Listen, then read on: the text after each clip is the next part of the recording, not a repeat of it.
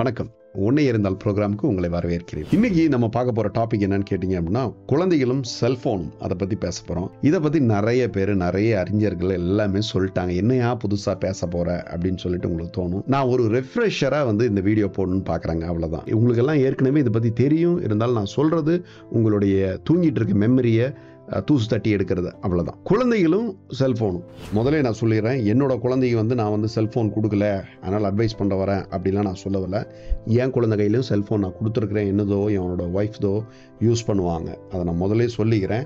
நம்ம பெரிய ஒரு புனித நாட்டை நான் உங்களுக்கு அட்வைஸ் பண்ண வர கிடையாது, ரைட்டா? அது முதலே சொல்லிக்கிறேன். நான் அடுத்து பார்த்தீங்க அப்படின்னம்னா, நான் இந்த உலகத்தில் இப்போ அப்சர்வ் பண்ணுற விஷயம் என்னன்னு பார்த்தீங்கன்னா, குழந்தைகள் கையில் செல்ஃபோன் கொடுத்துட்றாங்க. முதல்ல குழந்தைகள்கிட்ட செல்ஃபோன் கொடுக்கும்போது, நான் சொல்கிறது ஒரு 5 வருஷத்துக்கு முன்னாடி, ப்ரீ கோவிட்னே வச்சுக்கலாமே, அந்த 5 வருஷத்துக்கு முன்னாடி பார்த்தீங்க அப்படின்னா, குழந்தைகள்கிட்ட கொடுத்தோம்னா, அப்போ இன்ஃபோபெல் அப்படின்னு சொல்லிட்டு ஒரு ஃபேமஸ் தமிழ் கார்ட்டூன் சேனல் இருக்கும். என் குழந்தையெல்லாம் பார்த்தீங்கன்னா அந்த சேனல் தான் ஓடிட்டே இருக்கும்.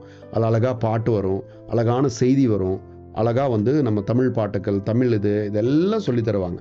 சரி, இங்கிலீஷ் எடுத்துட்டிங்க அப்படின்னம்னா, இந்த டேடி ஃபிங்கரு, இல்லை ஃப்ராக் ஜம்பிங்கு, அது இதுன்னு சொல்லிட்டு இந்த மங்கி ஜம்பிங், அந்த ஒரே டோனில் எல்லாமே வரும் பார்த்தீங்களா? அந்த மாதிரி இருக்கும். அதெல்லாம் பார்த்துட்டு இருந்தாங்க, ரைட்? ஓகே. நம்ம இந்த கோவிட் டைமில் கண்டென்ட்டும் அதிகமாகிடுச்சு. அதே மாதிரி யூடியூப் ஷார்ட்ஸ் அப்படின்ற ஒரு இதையும் இன்ட்ரடியூஸ் பண்ணிட்டாங்க.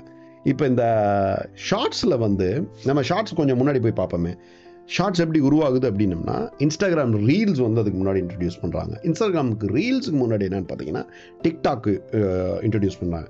டிக்டாக் முன்னாடி மியூசிக்கலை, ஸ்மியூலு, இந்த மாதிரிலாம் இதெல்லாம் ஒரு பரிணாம வளர்ச்சி அடைஞ்சு, இல்லை வேறு கம்பெனிக்காரன் போட்டு இன்றைக்கி யூடியூப் ஷார்ட்ஸ் அப்படின்னு சொல்லி நிற்கிது. சரிங்களா? ரைட். இப்போ நம்ம இன்னும் கொஞ்சமாக இதையே ஒரு பிரேக் டவுன் பண்ணி அனலைஸ் பண்ணலாம். இந்தியாவில் டிக்டாக் பேன் பண்ணிட்டாங்க. ஏன்னு கேட்டாங்கன்னா, சைனீஸ் ஆப்புன்றாங்க. ஆனால் அதுக்கு இன்னொரு ரீசனும் இருந்தது, நமக்கு எல்லாம் தெரியும். டிக்டாக் மூலிமா ஆபாசங்கள் நிறைய ஆகுது அப்படின்றது நமக்கு எல்லாத்துக்குமே தெரிஞ்ச விஷயம். இந்த டிக்டாக் போனதுமே எல்லாமே இன்ஸ்டாகிராமில் குதிச்சுட்டு, இன்ஸ்டாகிராமில் ஆபாசமாக இன்றைக்கி போயிட்டு இருக்கிறது நிறைய பேருக்கு தெரியும். நல்லதும் நடக்குது, கெட்டதும் நடக்குது அப்படின்றது நமக்கு எல்லாமே தெரியும். இப்போ இன்ஸ்டாகிராமுக்கு காம்படிஷனாக என்ன கொண்டு வந்திருக்கான்? யூடியூப் கொண்டு வந்திருக்கான் ஷார்ட்ஸை. இந்த ஷார்ட்ஸ்லேயும் அதே நடக்கிறதுக்கு வாய்ப்புகள் இருக்குதா இல்லையா? கண்டிப்பாக இருக்குது, கண்டிப்பாக நடந்துட்டு இருக்குது. அவ்வளோதாங்க. நான் சொல்ல வர கருத்து உங்களுக்கு புரிஞ்சிருக்குன்னு நினைக்கிறேன், ரைட்? இப்போ என்னன்னு கேட்டிங்க அப்படின்னம்னா, இந்த யூடியூப் ஷார்ட்ஸ் பார்க்குறது ரொம்பவும் என்டர்டெய்னிங் அண்ட் என்கேஜிங்காக இருக்குது. ஒரு அழகான மியூசிக் போட்டுறாங்க.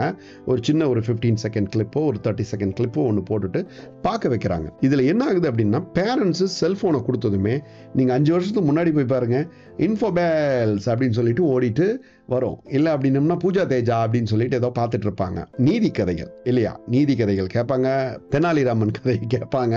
இந்த மாதிரிலாம் கேட்டுட்டு இருந்த சில்ட்ரன்ஸ் இன்னைக்கு என்ன பண்ணுறாங்கன்னா, ஒவ்வொருத்தர் பண்ணுற ஷார்ட்ஸையும் பார்க்க ஆரம்பிக்கிறாங்க. இந்த ஷார்ட்ஸ் எல்லாம் சில்ட்ரனுக்கோசரம் பண்ணுற ஷார்ட்ஸே கிடையாது. இந்த ஷார்ட்ஸ் எல்லாமே அடல்ட்டாக இருக்கிறவங்கள நோக்கி பண்ணுற ஷார்ட்ஸு. இதுக்கு ஒரு ஃபில்ட்ரேஷனே கிடையவே கிடையாது. நம்ம என்ன பண்ணுறோம்னா, ஸ்க்ரோல் பண்ணிகிட்டே இருக்கிறோம். ஒரு நாள் எங்கள் அப்பா என்கிட்ட செல்ஃபோன் கொடுத்து, இந்த பாருப்பா, இது திறந்தாலே எல்லாமே அசிங்கமாக வருது, இது எப்படி இது எல்லாம் பார்க்குறீங்க, என்ன பண்ணுறீங்க? நான் இப்போ அவரோட ஃபோனை ஓப்பன் பண்ணி பார்த்தேன் அப்படின்னா, மெக்சிகோ வீடியோலாம் வருது. அந்த மாதிரி கொஞ்சம் நிறையா கிளாமராக வருது. நிறையா அவர் இத்தனைக்கும் பக்தி பரவசமாக பாட்டு பாடுவார். ஏதோ ஒரு டைமு ஒரு வீடியோ வருது அப்படின்றப்ப அதை நம்ம முழுசாக பார்த்துட்டிங்க, அந்த 15 செகண்ட் பார்த்துட்டிங்கன்னா, அந்த ரெக்கமெண்டேஷன் ப்ரோக்ராம் என்ன நினைக்குது அப்படின்னம்னா, இது அவங்களுக்கு பிடிச்சிருக்கு போலக்கு, இது இன்னொரு டைம் காட்டுவோன்னு. பெரியவங்களுக்கு இது என்ன பண்ணுறதுன்னு தெரியல. இது முடிஞ்சதா ஸ்வைப் பண்ணுமா, இதுக்கு டிஸ்லைக் போடலாமா, இந்த மாதிரி எந்த ஒரு கான்செப்ட்டுமே அவங்களுக்கு தெரியல. அப்புறம் நான் இதில் போயிட்டு நாட் இன்ட்ரெஸ்ட்னு சொல்லிட்டு ஒரு 100 வீடியோக்கு மேலே கொடுத்த பின்னாடி தான் இப்போ அவருக்கு பிடிச்ச மாதிரி கண்டென்ட் வந்துட்டு இருக்குது. இருந்தாலும் என்றைக்கோ ஒரு நாள் இந்த மாதிரி கான்டென்ட் வரும். வந்துச்சுன்னா இப்போ டிஸ்லைக் போட்டுருங்க, டிஸ்லைக் போட்டிங்கன்னா உங்களுக்கு வராது, இல்லை இந்த மாதிரி ரிப்போர்ட்டிங் பண்ணணும் அப்படின்லாம் சொல்லி அவர்கிட்ட சொல்லி இந்த ஃபோனை கொடுத்துருக்குது. ஸோ ஒரு வயதான முதியவரே பார்த்தீங்க அப்படின்னம்னா இதை ஹேண்டில் பண்ண முடியல. பச்சை குழந்தைங்க எப்படி ஹேண்டில் பண்ணுவாங்க? இது நல்லது, இது கெட்டது அப்படின்னு சொல்லி அவங்களுக்கு எப்படி தெரியும்? இன்றைக்கி பேரண்ட்ஸ் என்ன பண்ணுறாங்கன்னா, அவங்ககிட்ட கொடுத்துறாங்க. ஒரு கடையில் போய், மளிகை கடையில் போயிட்டு வாங்கிட்டு இருக்கேன், அவங்க குழந்தைகிட்ட இந்த செல்ஃபோனை கொடுத்துருக்காங்க. அது ஒரு மேபி லைக் அ டீனேஜ் கேர்ள், அந்த ஸ்டேஜுக்கு வர மாதிரி பொண்ணாக இருக்கும். அது பார்க்குற கண்டென்ட்டு 2 நிமிஷம் என்னால் உட்காந்து கேட்க கூட முடியலைங்க. அவ்வளோ ஒர்ஸ்ட்டாக இருக்குது. அந்த கண்டென்ட்லாம் அவங்களுக்குலாம் காமிக்கணுமா என்னன்னு கூட தெரியல. அது பாட்டுக்கு பார்த்துட்டே இருக்குது. அவனோட தம்பி ஒரு சின்ன பையன் இருக்கான், அவன் ஒருத்தன் பார்த்துட்டே இருக்கிறான். இந்த மாதிரி ஒரு ஒரு ஒரு ஒரு சென்சர்ஷிப்பே இல்லாமல் அவங்களுக்கு வந்து இன்றைக்கி கண்டென்ட் அவைலபிலிட்டி கிடச்சிட்டே இருக்குது. இப்போ நான் என் குழந்தைக்கு வரேன், சரியா, நீ மட்டும் இன்னும் யோகியம்மா நீ உன் குழந்தைக்கு கொடுக்குறிய அப்படின்னு. ஃபஸ்ட்டு விஷயம் என்னன்னு கேட்டிங்க அப்படின்னா, என் குழந்தைக்கு யூடியூப் கிட்ஸ் அப்படின்ற ஒரு ஆப் வந்து நான் போட்டிருக்கிறேன். அந்த யூடியூப் கிட்ஸ்லேயும் வந்து பார்த்தீங்கன்னா மானிட்டர்டாக நான் வந்து பார்த்துட்ருக்கோம். இந்த யூடியூப் கிட்ஸை வந்து என்னோடய டிவியில் வந்து கனெக்ட் பண்ணி வச்சுருக்கேன். ஸோ அட்வர்டைஸ்மெண்ட் வராது. அது ரொம்ப முக்கியங்க. ஏன்னா இந்த ஷார்ட்ஸு யூடியூப்பில் பார்த்தீங்க அப்படின்னா கண்டென்ட்டை விட இந்த ஆட்ஸ் வந்து ரொம்ப கொடூரமும் கேவலமாக இருக்குது. ஸோ அதனால் வந்து என்னென்னா யூடியூப் கிட்ஸ் வந்து நம்ம டிவியில் கனெக்ட் பண்ணியிருக்கனால அவங்க யூடியூப் கிட்ஸ் ஓப்பன் பண்ணிவிட்டு அதை பார்த்துக்கலாம். இவங்க எப்போ வந்து பார்த்தாலும் ஓரளவுக்கு சவுண்டு வச்சு தான் பார்க்கணும் அப்படின்ற ஒரு கட்டாயத்தை கொடுத்துருக்குறேன். ஸோ அவங்க அந்த சவுண்டு வைக்கும்போது அவங்க என்ன பாட்டு கேட்குறாங்க, என்ன வீடியோ பார்க்குறாங்கன்னு அவங்க இல்லைன்னா கூட நமக்கு தெரிஞ்சிடும். சம்டைம்ஸ் வந்து பார்த்தீங்க அப்படின்னா இந்த யூஎஸில் ஹாலோவீன் அப்படின்னு சொல்லிட்டு ஒன்று கொண்டாடுறானுங்க இல்லையா, பேய் பூதத்தெல்லாம் வச்சுட்டு ஒரு செலிப்ரேட் பண்ணுற ஒரு ஃபங்க்ஷன் வச்சுருக்கிறானுங்க. அதை பார்த்துட்டு என் குழந்தை ரொம்ப பயந்துட்டான். ஏன்னா நான் வந்து இந்த மாதிரி கான்செப்ட்லாம் அவங்களுக்கு சொல்லி தந்ததுமே இல்லை.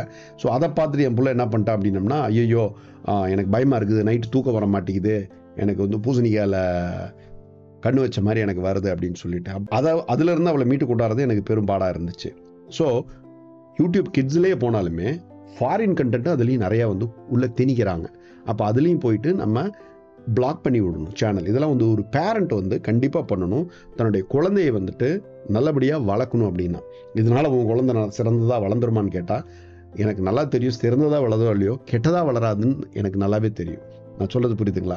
சிறந்ததாக வளருதோ இல்லையோ அது தெரியாது, கெட்டதாக வளராது அப்படின்றது எனக்கு நல்லாவே வந்து தெரியும். ஏன்னா தேவையில்லாத கண்டென்ட்டை பிளாக் பண்ணிடுறோம். நானும் என் பேரண்ட்ஸ், நானும் என் ஒய்ஃபு, குழந்தை எல்லாமே உட்காந்து வீடியோ பார்ப்போம். மூவிஸ் பார்ப்போம். அந்த மூவிஸ் பார்க்கும்போது எங்கள் அம்மா கூட திட்டுவாங்க, குழந்தையோட உட்காந்து எதுக்குடா படம் பார்த்துட்டு இருக்கிற அப்படின்னு. பட் அந்த மாதிரி படத்தை நான் மெனக்கெட்டு 1.5 மணி நேரம் இல்லை 3 மணி நேரம் உட்காந்து அந்த படத்தை முதல்ல பார்ப்பேன்.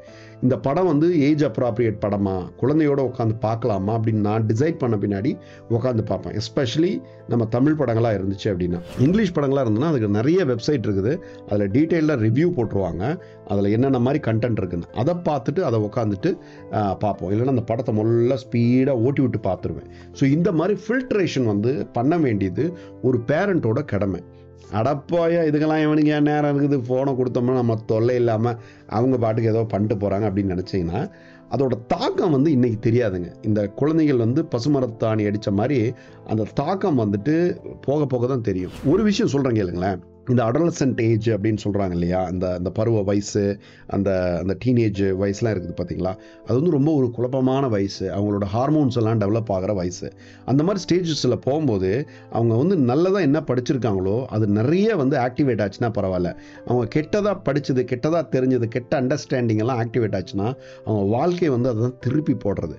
நீங்கள் யோசிச்சு பாருங்கள், அவங்க நல்லா படிக்க வேண்டியது அந்த ஏஜ் தான், சரியா? அவங்களுக்கு குழப்பமான ஏஜும் அந்த ஏஜ் தான். அப்போ நீங்கள் அவங்களுக்கு கொடுக்குற விஷயத்தெல்லாம் நல்லதான விஷயத்தை கொடுக்கும்போது அது வந்து ஆக்டிவேட் ஆகும். ஏன்னா நார்மலாகவே அவன் குழம்பி போயிடுவான் அந்த ஏஜில். எது நல்லது எது கெட்டதுன்னு தெரியாது. சொசைட்டியில் 1008 கெட்ட விஷயங்கள் இருக்குது. அதெல்லாம் ஈஸியாக வந்து மேக்னெட் மாதிரி அட்ராக்ட் பண்ணிடுவாங்க. ஸோ நம்மளால் முடிஞ்ச வரைக்கும் நல்ல விஷயங்கள் வந்து குழந்தைக்கு தள்ளுறது பார்ப்போம்.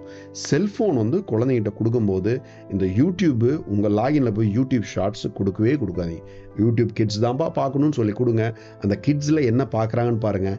சத்தம் வச்சு கேட்க சொல்லுங்கள், சரியா? அமைதியாக இருக்குது ஹெட்ஃபோன் போட்டெல்லாம் கேட்க சொல்லாதீங்க. சத்தம் வச்சு கேளுப்பா அப்படின்னு சொல்லிட்டு ஓப்பனாக சொல்லுங்கள். உங்களை அதில் அசிங்கமானது வரும்டா, அதில் நீ பார்க்கக்கூடாத கண்டென்ட்டு, இது பெரியவங்க பார்க்கக்கூட கண்டென்ட்டு. அந்த டிஃப்ரென்ஸை நீங்கள் முதல்ல உண்டு பண்ணிட்டீங்கன்னா பெரியவங்க சில விஷயத்தை தான் பார்க்கணும், சின்ன பசங்க சில விஷயத்தை பார்க்கணுன்ற ஒரு டிஃப்ரென்ஸ் க்ரியேட் பண்ணிடுங்க, புரிஞ்சுக்குவாங்க. கேள்வி கேட்பாங்க, ஃபாலோ அப் அது என்ன நீங்கள் மட்டும் பார்க்கலாம் நாங்கள் பார்க்கக்கூடாது, நாங்களும் சோறு தின்றோம் நீங்களும் சோறு தானே தின்றீங்க, இப்படி எல்லாம் குறுக்கு கேள்வி கேட்பாங்க. ஒரு பேரண்ட்டாக அதை ஹேண்டில் பண்ண தெரியணும்.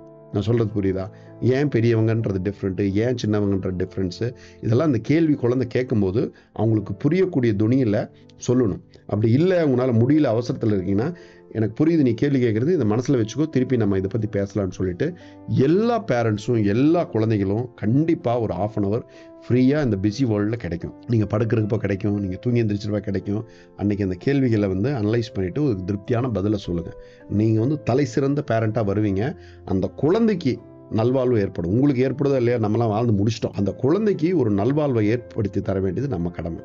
அதுவும் எஸ்பெஷலி பசங்களாம் இருக்காங்கன்னா, இந்த ஏஜ் குரூப்பில் இருக்காங்க பார்த்தீங்களாமோ, ஸோ கன்ஃபியூஸ்டு. அவனுக்கெல்லாம் படிப்பில் கவனமே செலுத்த முடியாது, இந்த மாதிரி டிஸ்ட்ராக்ஷன்லாம் இருக்குதான்னு.